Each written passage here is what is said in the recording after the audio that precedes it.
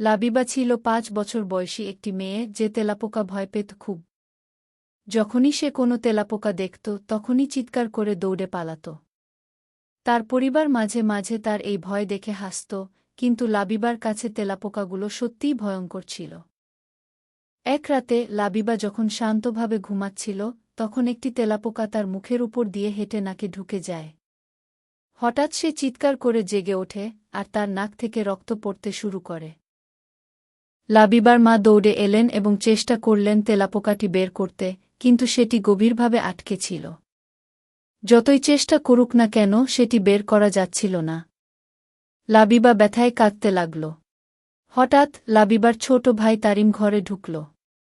সে মাত্র ১ বছর বয়সী, কিন্তু সে একজন ডাক্তার। ছোট্ট সাদা কোট পরে সে তার ছোট সার্জিক্যাল যন্ত্রপাতি নিয়ে এলো। সে গম্ভীরভাবে লাবিবার দিকে তাকিয়ে বলল, চিন্তা করো না, আমি তোমাকে সাহায্য করব। তারিম ধীরে ধীরে তার ছোট্ট সার্জিক্যাল সরঞ্জাম নিয়ে খুব সাবধানে তেলাপোকাটি বের করে আনল। লাবিবা চিৎকার করল, কিন্তু কিছুক্ষণের মধ্যেই তেলাপোকাটি বেরিয়ে এলো। রক্ত তখনও পড়ছিল, তাই তারিম একটি ব্যান্ডেজ নিয়ে সত্যিকারের ডাক্তারের মতো লাবিবার নাকে পেঁচিয়ে দিল। লাবিবা তার ছোট ভাইকে জড়িয়ে ধরল। ধন্যবাদ ডাক্তার তারিম, সে বলল। তাদের মা অবাক হয়ে গেলেন, এত ছোট একটি শিশু এত সাহসী।